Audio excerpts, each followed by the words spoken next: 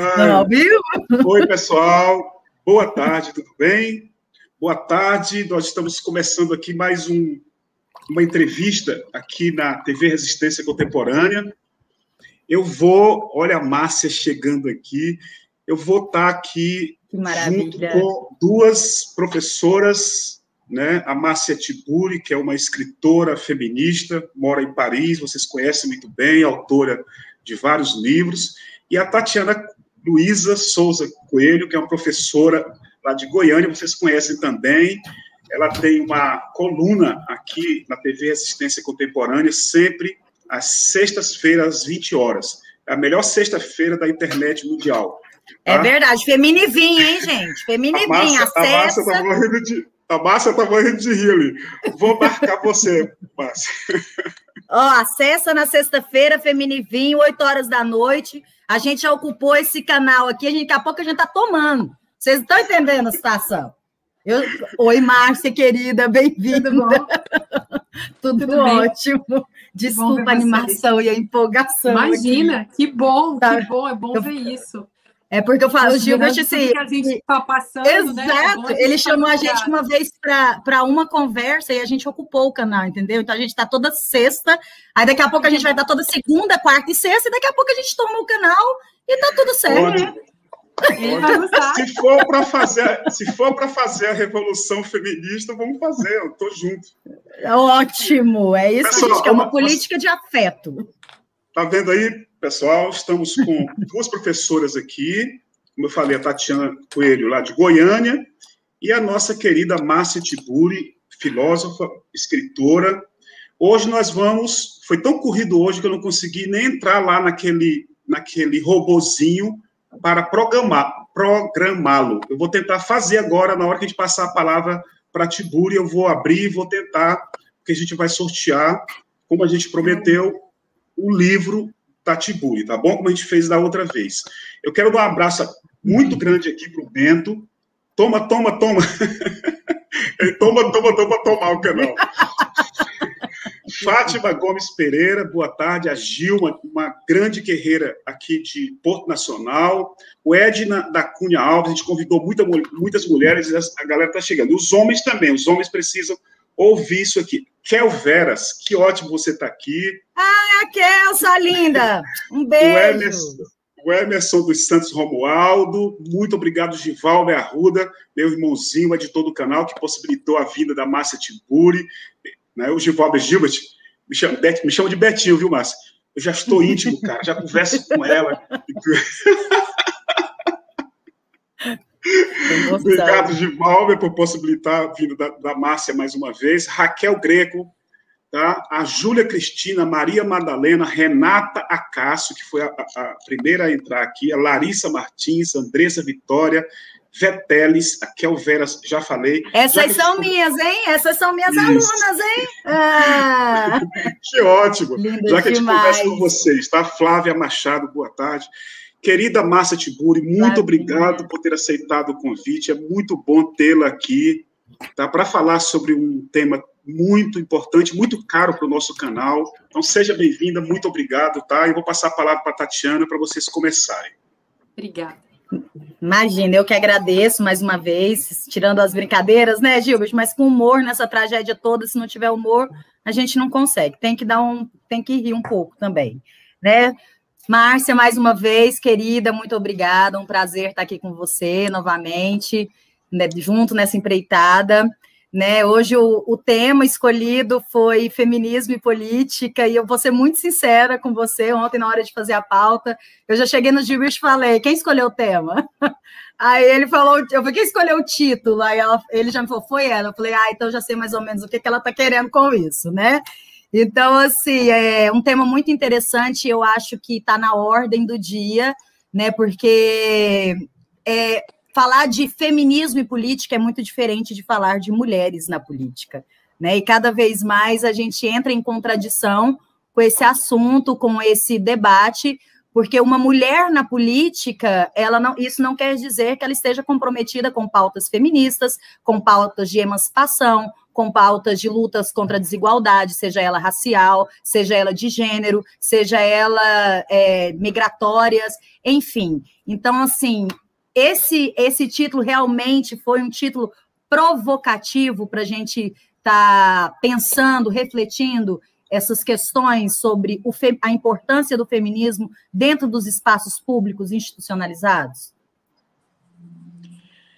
Então, quero agradecer a vocês pelo convite para essa nossa conversa hoje. Eu já me sinto em casa nesse canal, faço parte da ocupação. Ótimo! E estamos em plena ocupação. O feminismo é um projeto de ocupação do mundo e a gente segue agradecendo sempre pelo apoio de todas as pessoas, enfim, mesmo as que não são mulheres, as pessoas que são de outros gêneros, vamos dizer assim, né? Bom, mas sobre essa questão, hoje é um dia emblemático da luta das mulheres, é um dia de comemorar a luta e de rememorar a luta, tantas coisas se passaram, tantas histórias, tanto sofrimento. Esse dia não é um dia de alegria pura e simples, e eu acho muito bom que a gente tenha conseguido, e isso é um esforço de muitos anos, transformar esse dia num dia de luta política. Hoje, algumas amigas estavam dizendo, gente, eu ainda trabalho no lugar que me dão florzinha e falam como as mulheres são fofas. Eu disse, pois é, mas isso é uma cultura que a gente tem que mudar, né? E o feminismo nada mais é do que essa politização da vida das mulheres, que resulta justamente de uma consciência construída, de um debate, um diálogo entre mulheres que têm consciência e que vão mudando a mentalidade do mundo, né, Tatiana?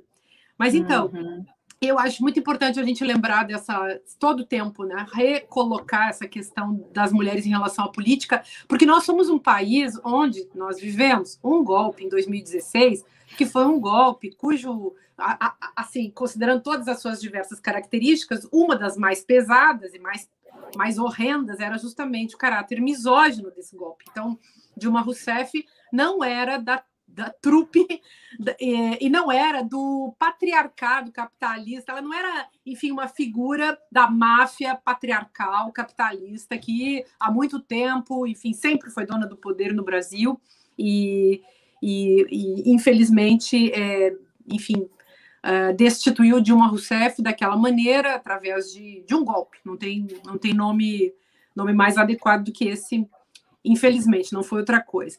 Bom, mas, então, a gente tem esse país onde uma mulher foi deposta daquela maneira por ser uma pessoa honesta, por ser uma pessoa de esquerda, por ser uma pessoa que não estava conchavada com todos os canalhas e a escrotocracia que está em voga no Brasil há tanto tempo, e nos últimos anos, além de tudo, o milicianato, a bancada BBB, né, Bala, Boi e Bíblia. Bom, então, tô colocando isso assim só para a gente saber um pico, né, das ações patriarcais no Brasil. No nível popular, a gente encontra o feminicídio como um pico das ações patriarcais, da violência patriarcal, que é a metodologia básica desse sistema.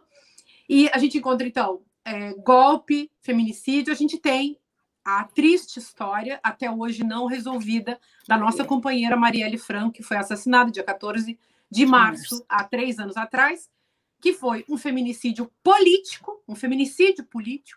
Então, junta as duas coisas. Dilma não foi morta, mas foi deposta de uma maneira injusta, e Marielle chegou a ser morta.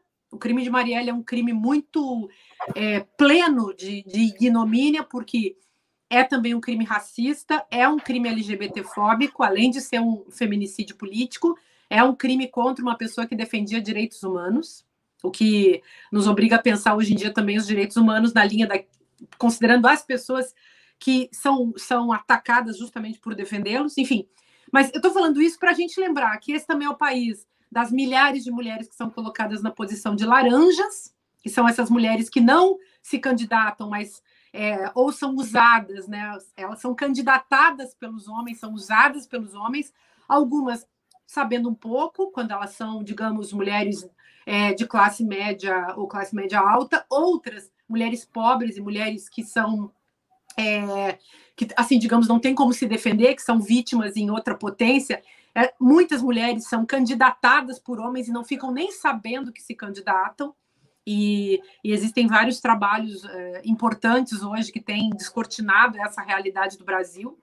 Além de tudo, existe na política brasileira, isso a gente pode discutir também, não apenas o patriarcado e o machismo estrutural em ação, mas um novo tipo de machismo que na esquerda é mais suave, mas que também existe, e na direita é fortíssimo, uma guerra contra as mulheres porque elas começam a entrar na política. Então, isso também reforça tudo que a gente viu em 2020, a quantidade de mulheres ameaçadas de morte, quando eram pré-candidatas, algumas foram mortas, candidatas que foram mortas, mulheres que se elegeram que foram ameaçadas de morte, depois várias, sendo que dessas várias mulheres negras. Enfim, eu estou colocando esse cenário assim para a gente saber que mulheres na política não é só um assunto de nós desejarmos, é um assunto relativo às adversidades, à animosidade, ao ódio redobrado que os homens patriarcais, que os coronéis e capitães, né, que vivem aí tomando o poder no Brasil, que o milicianato, isso que eu chamo de escrotocracia, né, que essa gente tem, então, em relação a essas pessoas que, ao chegarem para fazer política, são tratadas, no mínimo, como intrusas. Então, é um assunto muito sério, e para mim é um grande assunto, porque nós não mudaremos a estrutura de nenhuma sociedade, também não da sociedade brasileira, se nós não mudarmos esse cenário.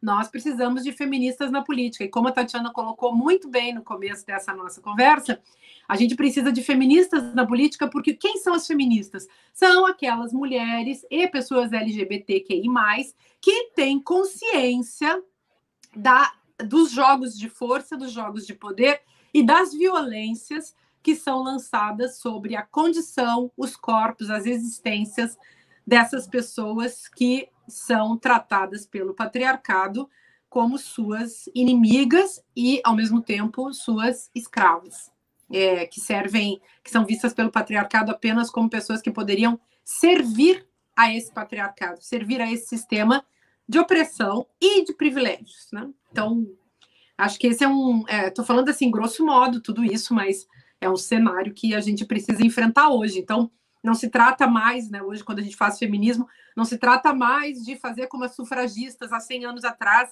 buscando o direito de votar.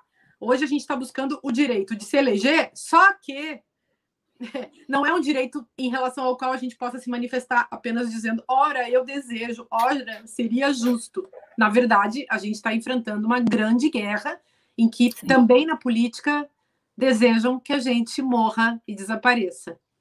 E nós estamos aqui unidas para que isso pare de acontecer. Aí eu quero agradecer, que eu vou fazer uma interrupção, porque tem muita gente para me agradecer, eu estou super feliz aqui, eu quero agradecer especialmente a coordenadora Maria Madalena, do programa Residência Pedagógica da PUC, que está aqui em peso com seus alunos do nosso programa do Residência Pedagógica, que é um programa do CNPq, em que os alunos saem da universidade para fazer uma residência dentro das escolas, para ver como é que é a realidade da educação, nesse momento de ensino remoto. Eles estão vendo as dificuldades dos profissionais de educação, que em sua maioria são mulheres, e aí a gente já transversaliza perspectivas de gênero. Quero agradecer em especial a professora Maria do Espírito Santo, também professora da PUC, que cedeu espaço para a turma dela estar aqui presente, que a gente vai trazer dúvidas, tem um monte de pergunta aqui já, Márcia, já todo mundo encantado.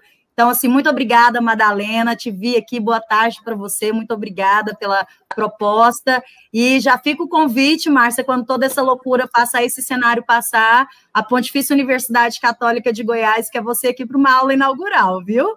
Já está o convite feito, vamos ver se isso tudo dá certo. Vou passar a palavra para o Gilbert, porque aqui é um sistema democrático e nós lutamos pela equidade, tá? Eu não quero tomar o seu canal, só ocupar, a palavra é sua.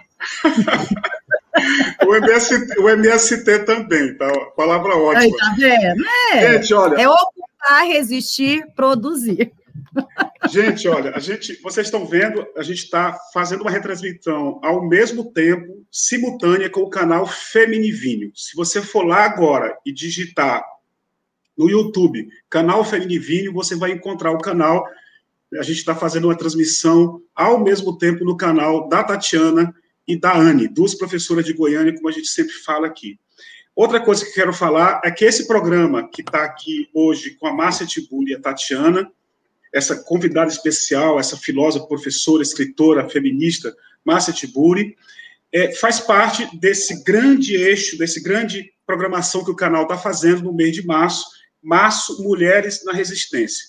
Na segunda-feira passada, nós tivemos aqui a honra de receber a Ieda Leal, tivemos, no meio da semana, a honra de receber a Alana Linhares, que é uma professora de ensino fundamental e médio aqui do interior, tá, de Gurupi, e também recebemos aqui no canal, todo sábado de manhã, a nossa querida professora Marilene Lara, de Brasília. Então, a gente está recebendo muitas mulheres. No canal, esse ano, a gente resolveu realmente fazer a paridade de gênero, depois a gente vai discutir essa questão racial e tudo, que é muito importante, que a gente já foi cobrado, mas a paridade de gênero... assim, né? Resolveu, já, né? Não, já está... Isso está resolvido, está resolvido. Está resolvido mesmo. Eu provoco ele, Márcio. Está resolvido. Tá? Então, vocês estão aí, gente, muito obrigado. Marisa Flor, legal te ver aqui. Josiane Franco, uma militante da saúde aqui de Palmas. Lúcia Rincon, Marga Stroher, Rosa Duarte, Maria Madalena, professora, Ana Cleia, Rosa Duarte, a Renata Castro, já falei, Enoque Rangel, Givalbe Arruda, Líris Cordeiro, Rosa Duarte, muito obrigado. E está correndo aqui uma notícia muito importante. Eu não vou falar sobre ela para não atrapalhar de jeito nenhum a Márcia. Mas deixa eu só mandar um beijo para a professora Lúcia Rincon, antes dessa notícia maravilhosa. A professora Lúcia Rincon está aqui também. A professora Lúcia Rincon é presidente do Movimento Popular das Mulheres aqui em Goiânia.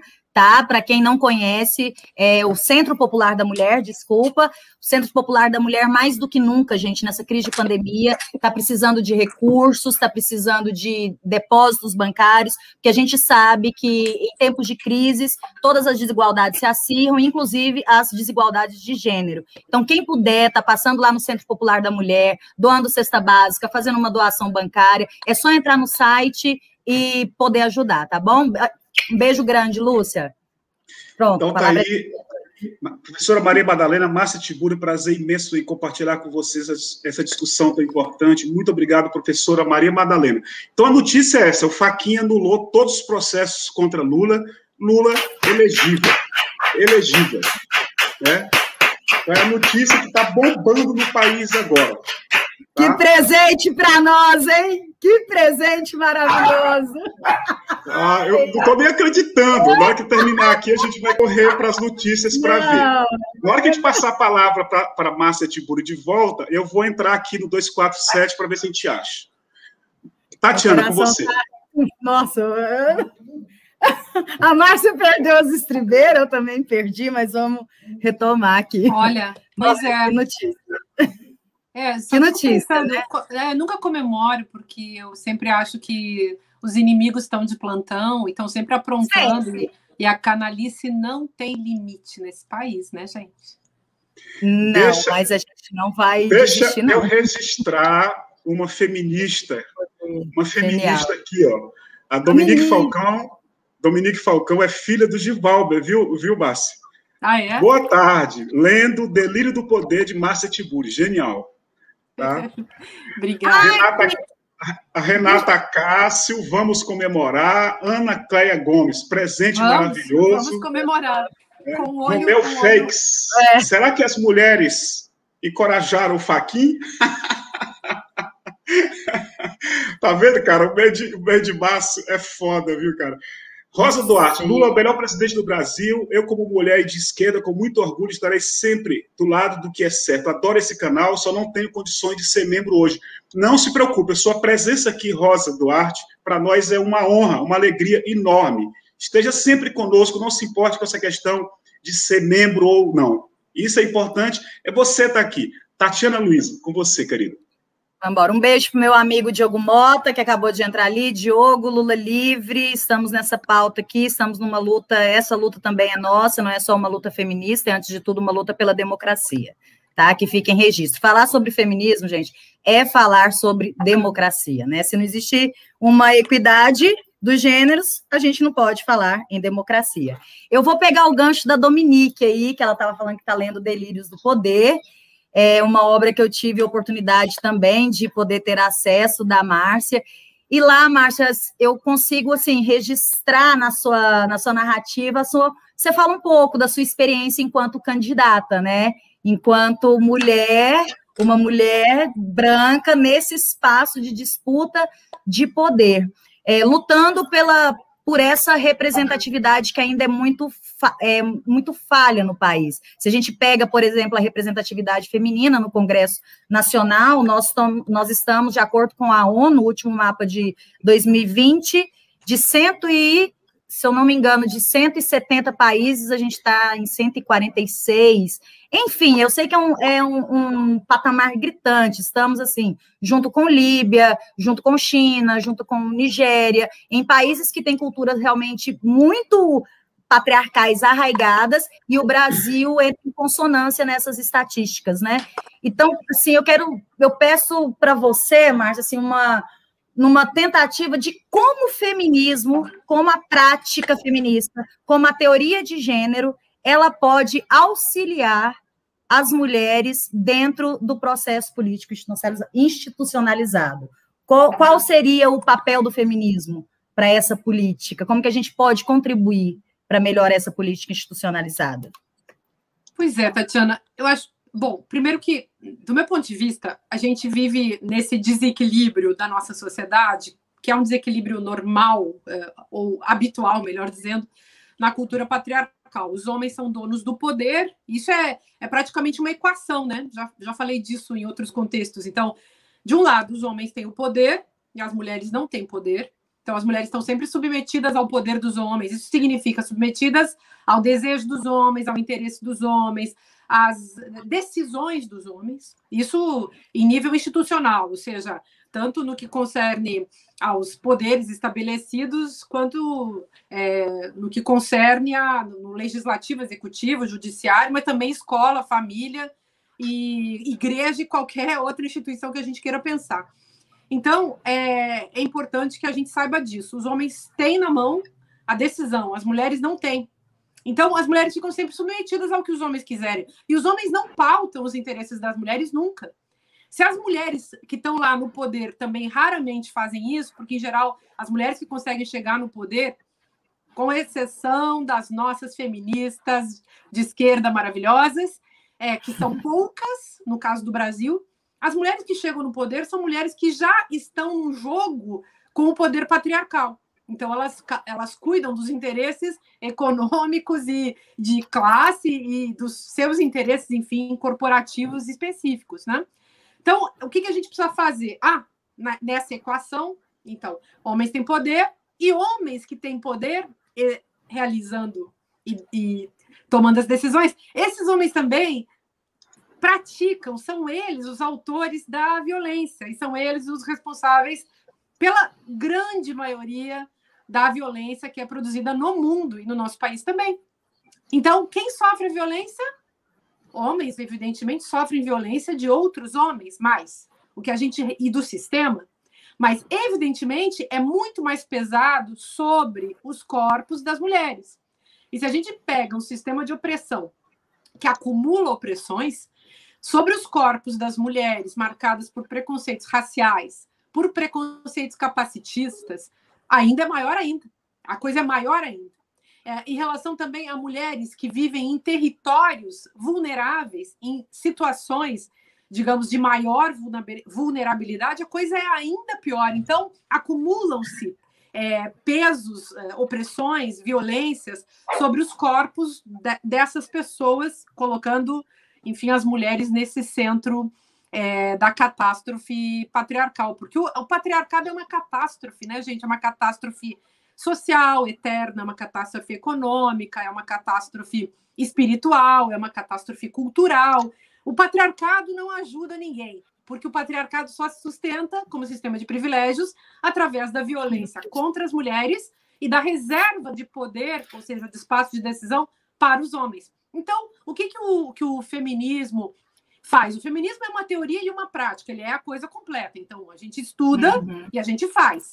Isso, claro, em intensidades diferentes, mas eu vejo, na minha prática, por exemplo, em relação ao feminismo, desde que eu comecei a ser feminista, o que acontece na minha vida em específico, por exemplo, é perceber que eu estou cada vez mais unida às mulheres, como todas elas estão cada vez mais unidas umas às outras, e há um crescimento da movimentação feminista em que a gente percebe tanto a ação quanto a gente percebe a produção teórica e a produção dialógica, ou seja, mesmo quando uma mulher não está lá na academia, na escola, fazendo a teoria e trabalhando com pesquisa em específico nos estudos de gênero, ela está absorvendo, trocando, iluminando, jogando, participando, ela faz parte, mesmo uma jovem garota que, sei lá, resolve ser feminista e entrar num coletivo de artistas feministas, sei lá, ou qualquer outra coisa. Enfim, as mulheres se movimentam, elas percebem que, a partir da reflexão feminista, mesmo que não seja uma reflexão acadêmica, elas precisam fazer algo. Por quê? Porque o feminismo é uma teoria que é, ao mesmo tempo, uma prática. É isso que eu quero dizer. Então, a gente não é assim, tipo... isso, aliás, lembrar da Rosa Luxemburgo, né? Que foi uma pessoa que... 150 anos, né? Esse ano. 150 anos... E ela nem gostava de se dizer feminista, mas a grande amiga dela, que está na história da criação do 8 de março, que é a Clara Zetkin, que se dizia feminista, né? Mas a Rosa Luxemburgo, ela pensava como uma feminista, mesmo que ela não quisesse se dizer, porque ela era muito, digamos assim, ela preferia se dizer comunista, né? Tudo a mesma coisa, na verdade, né? Só que é tudo a mesma coisa, mas qual era a questão dela? A gente não fazia a teoria para depois fazer a prática. Na Rosa Luxemburgo, você faz a prática com a teoria. Então, a quantidade de mulheres iluminadas que fazem feminismo e escrevem seus panfletos, suas cartas, seus manifestos, suas declarações, mas que, sobretudo, estão num processo dialógico, de diálogo, de conversa, de iluminação e de ação umas com as outras, é um negócio incrível. Então, assim, acho que é óbvio que a gente precisa fazer a pesquisa acadêmica, até porque tanto você, Tatiana, quanto eu e tantas outras companheiras, a gente precisa construir uma outra epistemologia, e mais que isso, a gente está construindo, nós e todas as feministas do mundo que estão trabalhando com isso, nós estamos construindo outra episteme, é mais profundo. A gente não está fazendo só uma teoria do feminismo ou um feminismo teórico, a gente está mudando a forma de pensar, de sentir e de agir do mundo. Para mim, é isso que está acontecendo conosco. Então, vamos continuar fazendo isso, e para fazer isso, a gente precisa de mulheres feministas atuando em todas as frentes. Na academia, nos meios de comunicação, no campo da saúde, no campo do governo, nos vários campos que a gente puder atuar, na educação, sem dúvida, na cultura, enfim, nas artes, né, na ciência, as mulheres em ação, produzindo ações, saberes, conhecimento e trocas generosas em torno desse novo modo de pensar o mundo. Márcia, muito bom, excelente.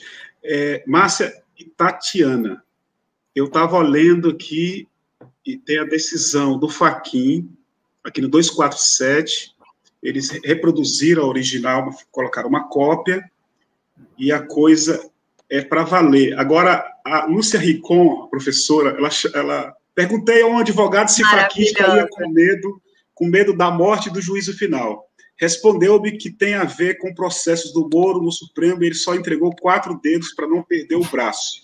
Márcia tem razão. O Diogo bota, agora não é paz e amor, agora é luta de classes. Givalber Arruda, Rocha nos likes, meu povo, eu quero aproveitar essa fala do Givalber, nosso editor, para chamar a atenção de vocês para um ponto muito importante para esses 2 canais, os canais progressistas de esquerda do país todo. Se inscreva no canal, tá, gente? No Feminivinho, no canal TV Resistência Contemporânea. Deu gostei nessa live, você... foi uma notícia muito boa, a gente estava aguardando, mas essa notícia não pode atrapalhar o nosso debate aqui com a Márcia hoje, tá? Daqui a pouquinho a gente vai, de repente, entrar até ao vivo para mostrar para vocês tudo que está rolando em relação a essa decisão do Fachin. Mas agora a gente vai nos olhar aqui para a Márcia e aproveitar, porque é um momento ímpar, gente. Vocês um olho no disso. Peixe e outro no gato, né? Como diz a Márcia, porque tudo que vem assim... Hoje é dia de celebrar as conquistas e pautar as labutas. Aquele abraço pelo 8 de março, mulheres. Professor Cláudio Bento, aí de Burá. Uhul, Fachin não era nosso? Anulou mesmo, nem acredito. Né? E o Ivan, STF anulou os 3 processos contra Lula, Rádio Rota do Forró Fonte.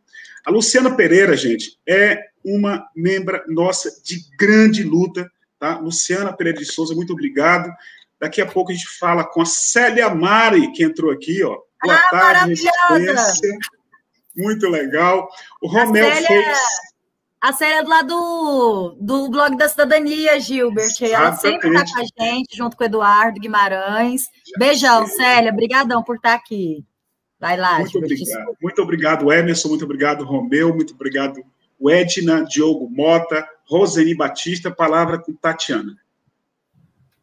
Ai, vamos lá, gente. Alguém tem algumas perguntas? Senão eu vou continuar fazendo as minhas aqui. Eu separei uma questão do Bento, que está aí nesse chat privado, tá? Você clica aí à sua direita. Tá, eu tô aqui, é o do Cláudio, né? Do Cláudio Bento. Falar nisso, um abraço para o Cláudio, grande parceiro da SEDUC. Estou falando aqui, hoje de celebrar conquistas, patar as labutas, abraço. Mas deixa eu fazer um enquanto você acha, pode ser? Tá. Então, vamos falar um pouquinho, já que eu não achei as perguntas, a questão do sistema de cotas para mulheres nas eleições, Márcia, porque eu vejo assim, muita gente falando do assunto desses 30% como se fosse algo novo. A lei é desde 1997, só que eu penso que justamente por essa amplitude das lutas feministas, das lutas das mulheres, isso ganhou mais visibilidade, isso ganhou mais fiscalização e ganhou uma cobrança maior, inclusive, na questão da verba mesmo dos partidos para estarem definidos por mulheres.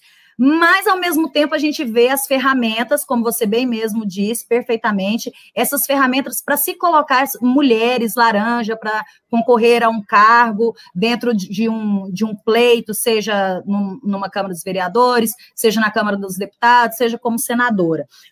Quais instrumentos nós podemos utilizar para que esse sistema de cotas de 30%, que envolve não só uma questão de representatividade feminina na política, mas também uma questão de verba, o que já gera, né, outras questões, como tornar isso viável e que realmente funcione na prática, para que mulheres dentro dos partidos estejam realmente sendo respaldados pelas cotas de 30%. Eu não sei, Tatiana, porque tudo isso aí já não é mais aí já é o jogo de poder, né? Aí é o jogo de poder e fica muito difícil. Uma coisa que as pessoas têm que se dar conta, primeiro, é que essa lei é uma lei relacionada a candidaturas por sexo, né? Então, é 70%, não quer dizer que tem que ter 30% de mulheres, pode ter 70% de mulheres e 30% de homens. Mas aí como efetivar isso? Primeiro que as mulheres têm que ir para a política com tudo. Aí isso é fazer política, né? Eu sempre digo assim, que as mulheres fazem política enquanto os homens fazem jogo de poder. Só que na hora que você quer ir lá fazer política e os seus adversários são os homens, você tem que lutar muito, você tem que fazer muita força, né, para vencer a corporatividade do machismo. Os partidos são sexistas, essa lei, inclusive, é uma lei assim, que deve favorecer as mulheres, mas ela tem sido interpretada da maneira sexista. Então, assim, acho que o PT, por exemplo, toma muito cuidado com isso, porque é para ser paritário. Acho que o mais justo é 50-50, né? E 50-50 considerando também as pessoas trans, que na hora que fazem a transição se tornam mulheres ou se tornam homens conforme seu desejo de autoidentificação. Então, acho que isso é uma luta interna, é isso que importa, tem que ser uma luta dentro da cultura política dos partidos.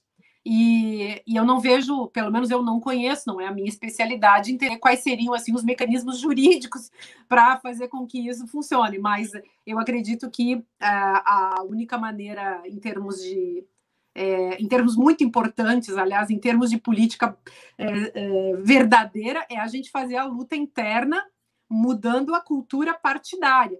Só que essa cultura partidária, claro, a coisa é sempre uma banda de Mébius, é sempre dialética, é sempre uma coisa levando.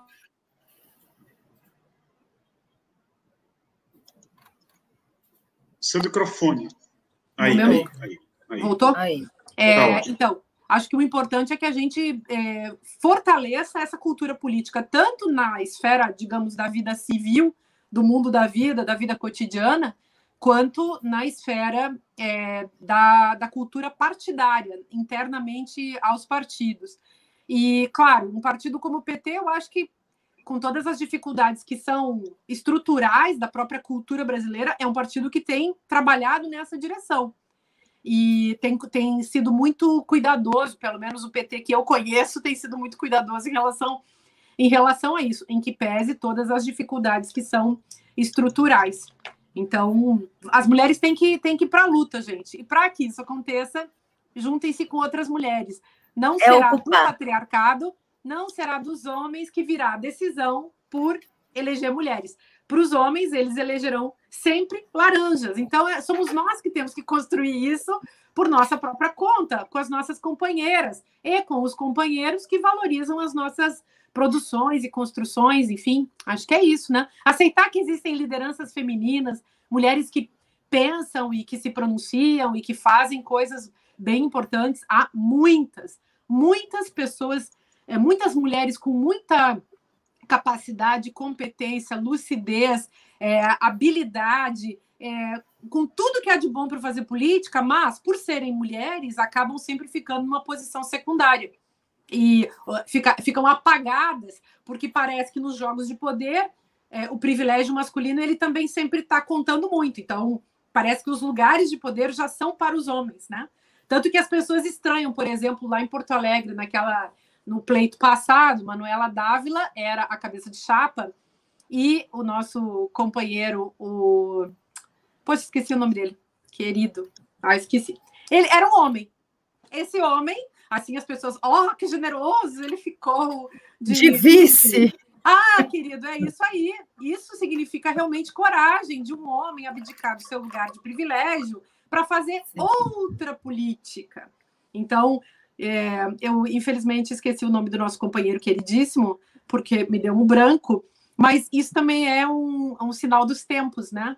É para os homens se apagarem um pouquinho, que vai fazer bem para eles, vai fazer bem para o espírito deles e vai ser bom para a política das mulheres. Eu depois dessa fala... mas eu tô falando sério.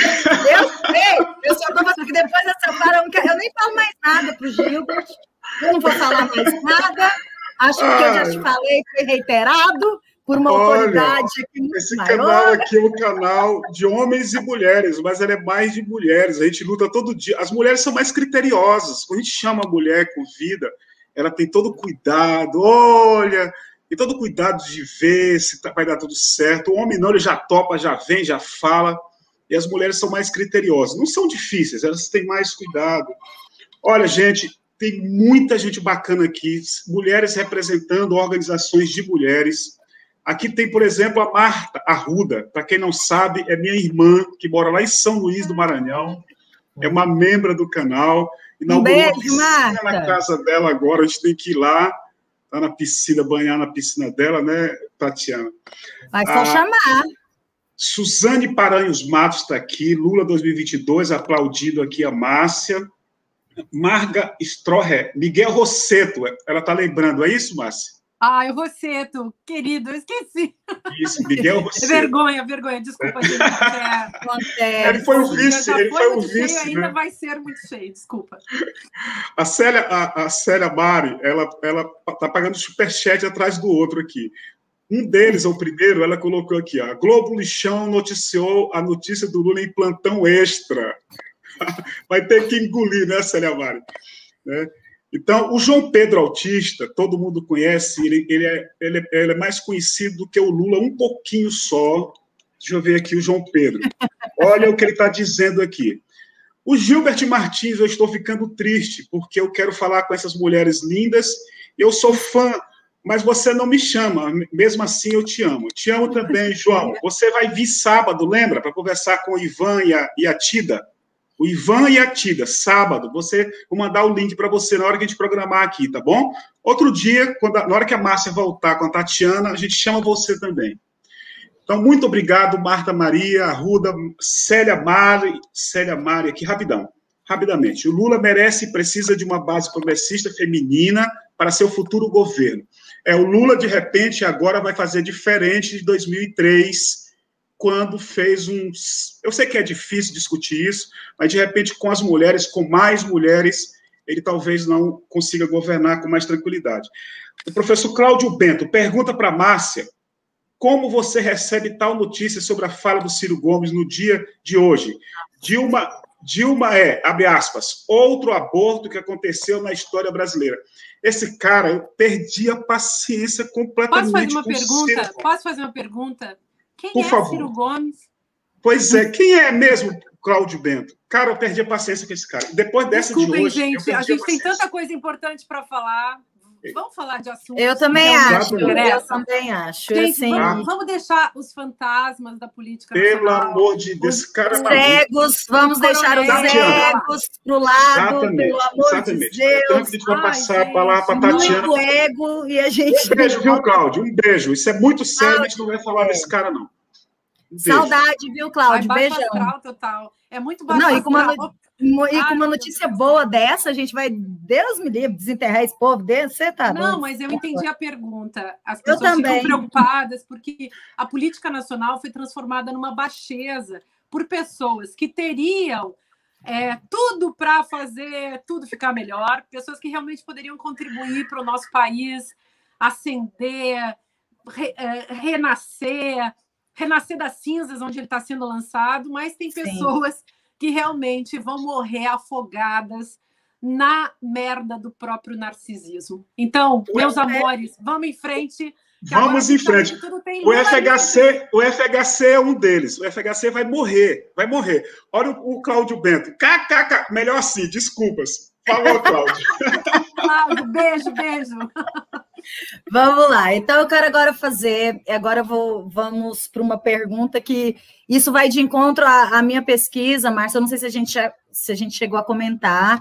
Eu vou aproveitar, né? Eu também não sou boba. Vou aproveitar do momento aqui, Gilbert, porque no mestrado eu trabalhei com a questão da ridicularização das mulheres feministas durante a década de 70, a partir das charges do Ziraldo, no Pasquim. Ou seja, eu tinha um ícone da imprensa alternativa no Brasil, um jornal consagrado pela oposição, pela esquerda, como o mais revolucionário, como o grande, o Pasquim, ele peitou a ditadura, ele desqualificou, ele praticamente ridicularizou, né, debochou da cara da ditadura militar. Mas não só da ditadura militar, como também de todo o movimento feminista que estava par junto aos homens de esquerdas, aos homens da esquerda na luta a favor da democracia. Infelizmente, essa é uma mentalidade que ainda nos perpassa, né? A gente sabe que a história é feita de mudanças e também de continuidades.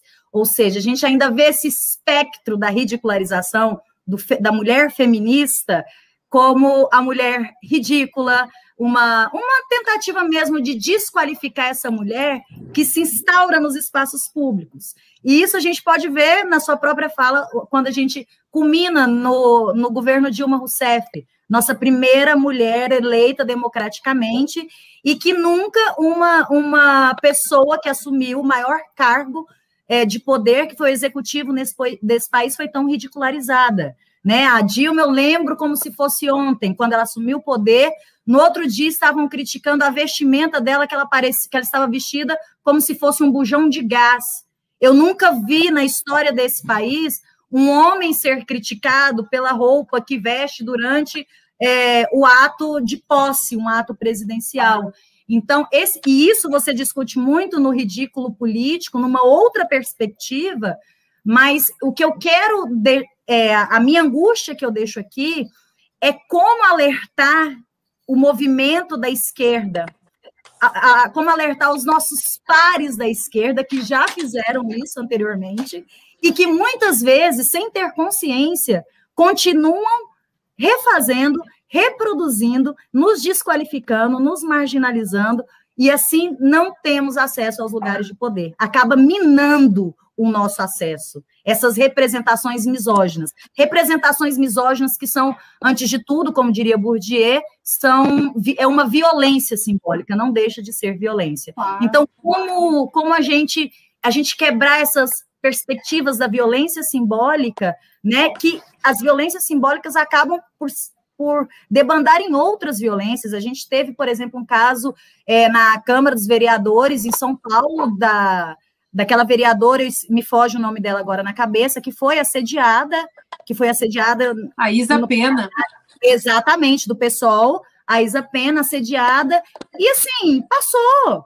E Maria do Rosário, quando ainda Bolsonaro nem era presidente, falou que não ia ser estuprada porque não merecia, e tantos outros discursos que vão sendo naturalizados através do humor, que não é humor, é escárnio, né? E isso é muito perigoso para o jogo democrático, porque são violências naturalizadas que perpassam e que vão se significando e se ressignificando ao longo do tempo.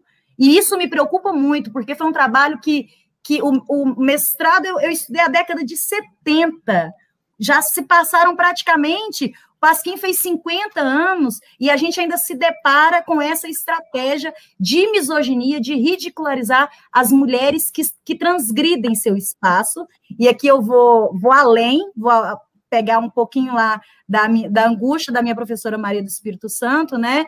Que se você acha que essa moldagem que o século XIX fez em torno do corpo feminino, do lugar privado, a mulher sempre no lugar privado, quando ela transgride esse lugar público, que ela vai para o ambiente público, político, se isso ainda acirra ainda mais, se isso é uma perspectiva somada com deboche para essa desqualificação. Não sei se você entendeu a minha pergunta. São duas problemáticas: a saída do espaço público, né? Ou seja, nós transgredimos a partir do momento que saímos do espaço naturalmente, né, delegado a nós, o privado, vamos para o espaço público, somos ridicularizadas, segregadas, e quando nos espaços públicos assumimos cargos de chefia, essa ridicularização se torna um escárnio, que se torna violência, e que se culmina num golpe, por exemplo, político, como se deu em 2016. Então, Tatiana, olha só, infelizmente, eu só acho que o pressuposto do século XIX assim, claro, faz sentido porque sempre existe, como você mesma está colocando, uma renovação dos processos, inclusive dos processos históricos ligados à produção do discurso misógino. Então, mas infelizmente isso remonta a séculos e até mesmo a milênios, porque assim como a gente fala que é preciso mudar o patriarcado, a gente não vai mudar de uma hora para outra, e por isso a gente precisa pegar o fio da história e acompanhar esse contínuo de tentativa de romper com o patriarcado, porque o patriarcado foi construído durante séculos e séculos, milênios e milênios, né? Agora, eu acho que o que tem de mais interessante na tua tese é o seguinte: quando o ridículo é uma tecnologia política. Isso é a tese do meu livro lá de 2017, que foi comprovada na prática em 2018 e vem sendo cada vez mais comprovada, né? Qual é a questão? O ridículo é uma tecnologia política usada em favor dos homens. Ou seja, o camarada lá, o tipo lá, quanto pior ele for, quanto mais Bolsonaro, mais Trump, mais Erdogan, mais Putin, quanto mais horrendo, mais cafona, mais grotesco, mais desqualificado, quanto mais o burrei ele for. Aliás, eu fiz um artigo novo sobre isso que eu vou te passar, porque nem sei se eu já não te passei, porque é um artigo que eu revisitei certas teses daquele meu livro e foi publicado agora no final de começo de 2021, janeiro. Bom, e aí, então, essa tecnologia política que dá poder aos homens, que virou capital político do golpe para cá, e elegeu muitos homens, e algumas mulheres mulheres de direita e de extrema direita, que fizeram o mesmo papelão da grosseria, da infâmia, né? Mas são raras, em geral são os homens que usaram isso, e usaram em profusão, alucinada, em 2018, porque era a moda da política, era o grande fator da publicidade política em 2018, tanto que na hora da escolha difícil, né, da Folha de São Paulo, Bolsonaro ou Haddad, qualquer pessoa que tivesse, digamos, se nós estivéssemos naquele momento funcionando com uma afetividade positiva, todo o Brasil teria votado no Haddad. Quem olha para o Haddad é bonito, o Haddad é inteligente, o Haddad é culto, o Haddad é honesto, o Haddad é bacana. O candidato oposto era todo ao contrário. Não precisa nem eu usar adjetivos para... Né? Bom, e aí, só que qual é a coisa interessante, então? Enquanto que os homens usam o ridículo a seu favor, quando eles usam o ridículo aplicado às mulheres, então, nas mulheres, o ridículo vira uma qualidade negativa. E então, aquela história de séculos de tratar mulheres como loucas, né? Carimbar, né? Etiquetar as mulheres como loucas, o que foi feito em relação a Dilma. Bolsonaro, assim, não existiu nenhum jornal, nenhuma revista que tenha mostrado Bolsonaro pirou na hora que mostrou cloroquina lá para as emas, por exemplo. Ninguém saiu dizendo isso. Claro, nas redes as pessoas falam, mas é outro registro, não é um registro formal da produção discursiva das corporações, né? Então, para mim, esse é o jogo. Em relação às mulheres, tudo vira negativo, também é ridículo. Em relação aos homens, tudo vira positivo, e essa armadilha foi muito bem armada a partir do golpe, e em 2018 a gente viu no que isso deu, né? Mas o que está em jogo para nós hoje? Falando assim, colocando em cena, né, o que fazer de novo.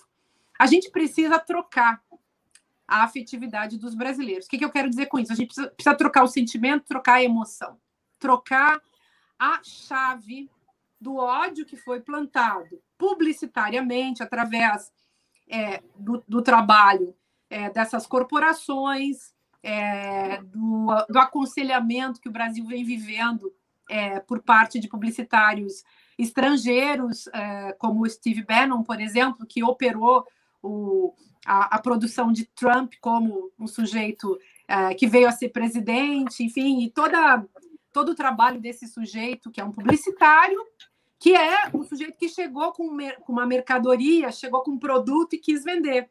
Vai vender a extrema-direita para o mundo, né? E a extrema-direita é uma ideologia, mas ela é também, digamos, ela é um campo dentro do espectro político, mas ela é também uma forma econômica interessante. Então, quando a gente fala de extremismo de direita, não é só de política que a gente está falando, a gente está falando também de um tipo de economia extremista de direita. Então, isso interessa a empresários, tanto que eles patrocinam isso. E para patrocinar isso e fazer isso avançar, muitas vezes se usou ao longo do século XX, em diversos contextos e maneiras diferentes, isso que genericamente a gente chama de fascismo. O fascismo também vira uma tecnologia política. Então, é um jogo de dispositivos, para usar lá o termo do Foucault, né? É um dispositivo com vários elementos que vêm a fazer parte, e todos eles visam, obviamente, só manter no poder aqueles que já são os muito poderosos. A gente precisa, então, trocar essa afetividade. A gente está na afetividade da comédia, e comédia não no sentido do humor, como você muito bem colocou, é comédia no sentido da relação com aquilo que é inferior, com aquilo que é baixo, com aquilo que que coloca os seres humanos numa posição aquém deles mesmos. É comédia nesse sentido. Isso não quer dizer que a comédia não seja boa. A comédia é uma coisa boa. Mas, quando o todo da política, que deveria ser séria, vira comédia, aí acabou o mundo. Porque a política precisa se registrar dentro de um outro paradigma estético, que é a tragédia. Precisa se relacionar com aquilo que é elevado, com aquilo que é transcendente, com aquilo que nos leva ao melhor. Claro, tudo isso é dialético, tudo isso é complexo, mas eu vou te passar depois o artigo para o Gilbert também, para todo mundo que entendeu 18 Brumário de Marx, é isso é o básico. A história se repete, né? A tragédia como tragédia, mas depois se repete também como farsa. E a farsa é do mesmo campo da comédia. E a política sempre se desenvolve, sempre se organiza em todos os tempos. A política sempre se organiza também a partir de um paradigma estético. Isso desde Aristóteles. A história da filosofia política tem que ser analisada como história da estética e a história das formas das artes, né? Mas aí a gente vai para um assunto muito mais complicado, que agora não vem ao caso. Estamos todos ansiosos, querendo saber o que aconteceu com Lula. E eu vou ter que deixar vocês, porque eu vou ter outra live. Outro evento. Nós vamos terminar, mas... Eu tinha mais um comentário, mas eu também estou aqui louca. Tem muitas perguntas aqui também. A gente tem que ter, depois, com mais calma, tá, gente? A Márcia Tiburi vai voltar e ela vai conversar com vocês mais tempo. Vamos dar um tempinho, porque a agenda dela é muito cheia. A gente vai organizar a volta dela. Vamos fazer no horário um pouquinho maior que hoje. Ela um dia mais tranquila, para vocês fazerem as perguntas. Tem muitas perguntas aqui, mas infelizmente não vai dar. Nós vamos sortear rapidamente um livro agora. Escreva bem rápido aí. Quero ganhar o livro. Escreva aí. Escreva bem rápido. Quero ganhar o livro. A gente vai sortear. Rani, pega os livros dela. Eu vou pedir para o Rani. Mostra rapidão o livro dela. Bem rápido. A gente vai sortear agora. Pega os livros da Tiburi para mim. Eu tenho todos aqui. Os livros da Tiburi que estão aqui, por favor. Mostra o último. Eu quero o último eu ganhei, gente, viu? Eu que ganhei na live. Pode pegar todos. Eu recomendo todos. Turbo técnico macho, como é? Não, eu tenho turbo técnico macho, ou qualquer nome que você queira dar. Ela mesmo colocou, né? Eu quero ganhar o livro. Escreva, gente. Eu quero ganhar o livro. Eu quero ganhar o livro. Rápido, escreva. Eu vou dar um comando. Peraí, deixa eu falar do sorteado do dia. O sorteado do dia é esse. Que é como derrotar o turbo tecno fascismo, ou seja lá o nome que se queira dar o mal que devemos superar. Esse é o sorteado do dia. Tá? Esse é o dia agora, tá? Eu indico para vocês. O primeiro, isso aqui, se ela não fosse filósofa, eu ia falar que ela é uma profeta.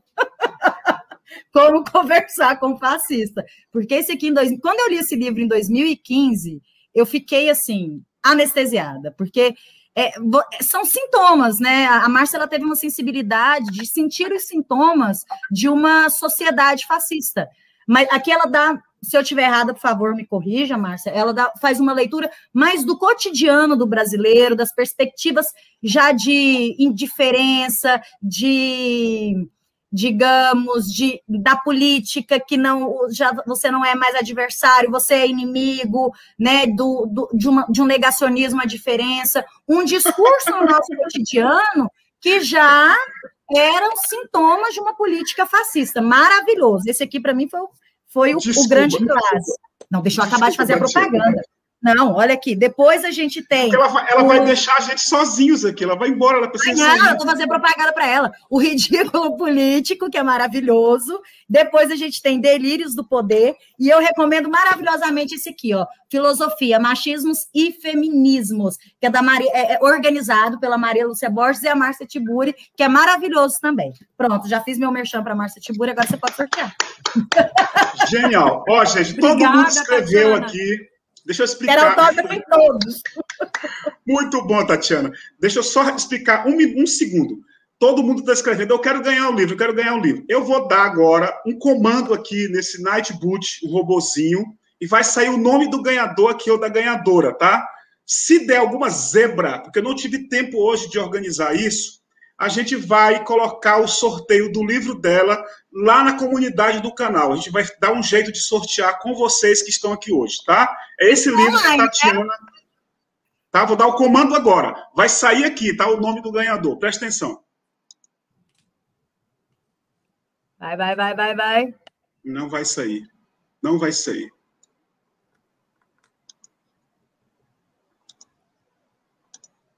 Não deu. Não deu. Eu sabia. Não deu. Gente, é esse livro. A gente vai sortear e vamos colocar o resultado na aba comunidade do canal, tá bom? Porque não funcionou aqui o Nightboot. Não funcionou. Ele não está funcionando, tá? Márcia Tiburi. Márcia Tiburi. Vai ter, gente. Vai ter. Sorteio. Muito obrigado. A gente vai sortear. Pode ficar tranquilo. Obrigada, gente. Tá?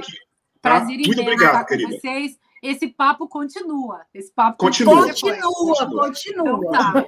Um beijo imenso. Beijo grande para vocês. Vamos aqui dar uma olhadinha no Twitter antes de começar o próximo. Lógico. O próximo. Eu vou desligar também, que eu tô doida para saber. A gente vai ficar ao vivo? Estamos ao vivo. Eu só quero explicar para a galera, Tatiana, bem rápido aqui. Tá todo mundo aqui ainda. Nós vamos... Obrigado pelo superchat, querido... Nosso queridíssimo João Pedro Autista ensina a ensinar. Ensina a fazer desenho. Não deu para colocar você hoje no ar aqui, cara. Foi muito corrido o teu desenho. Ele é de Palmas, Gilbert? Desculpa, tá? Oi? Ele é de Palmas, o João? Não, ele é do interior da Bahia, o João Pedro. Interior da Bahia. João Pedro. Tá? Um abraço, João Pedro. Tá? Gente, nós vamos sortear o livro entre vocês que estão aqui. A gente tem o nome de todos vocês. E vamos colocar o resultado lá na aba do canal, a aba comunidade, tá? De hoje para amanhã. Olhem lá. Aí a gente precisa entrar em contato com vocês, tá? No e-mail. Olha aqui, ó. Canal, nome enorme. Não sei por que eu criei um nome tão grande. Resistência Contemporânea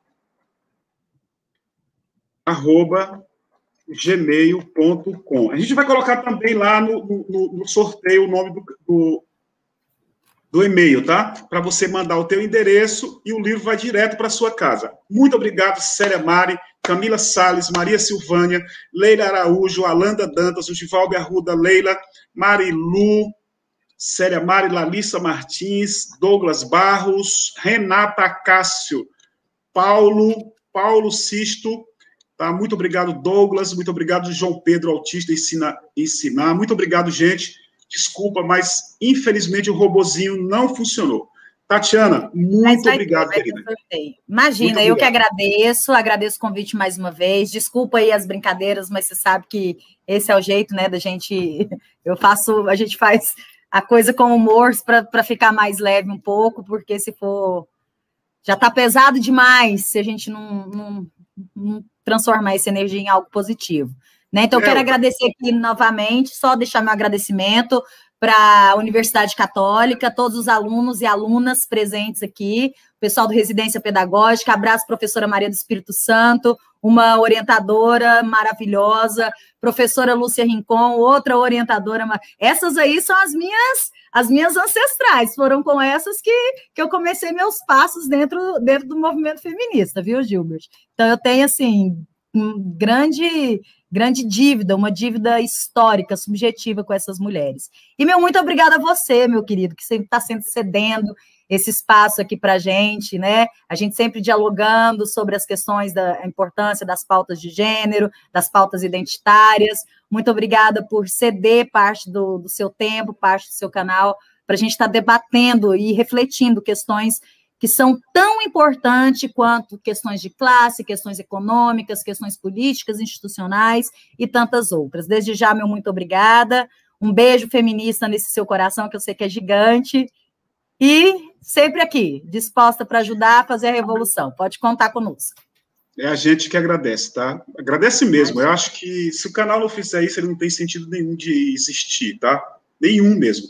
A gente agradece demais, Tatiana. A gente tem muita coisa para a gente fazer juntos e juntas, com a Anne também, com o Raniele, tá? Obrigado, professor Cláudio Bento, você é um cara bacana. Marilu, o Tarcísio aplaudiu você aqui, ó. O Tarcísio é um grande amigo, bem chimol. Muito obrigado. Um beijo, meu querido, ele está sempre presente.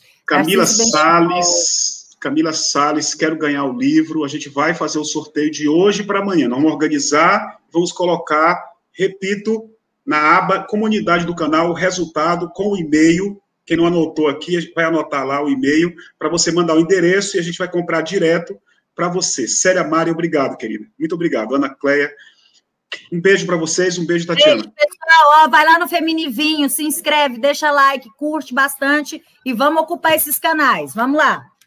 Por uma sociedade feminista. É tanta coisa que a gente acaba esquecendo. O canal Feminivínio, como vários outros canais, é um canal parceiro nosso. E a gente precisa fazer esses canais andarem, tá, gente? Só com inscrição. Você não paga nada. A inscrição, você vai lá, se inscreve e não paga nada. Elizabeth Pereira, lá de Salvador, nossa grande guerreira, logo, logo vai estar de volta aqui. Renata Cássio, parabéns, ela está dizendo. Foi ótimo, muito obrigado. Marta Ruda, minha irmãzinha. Essa aqui é a Tatiana, Marta Ruda, ó. Tá vendo aí? Prazer, Marta. Um beijo, gente. Um beijo. Um beijo. Foi ótimo mesmo. Obrigado, Célia Mari. Muito obrigado. Tchau, Tati. Tchau. Beijo, gente. Até mais.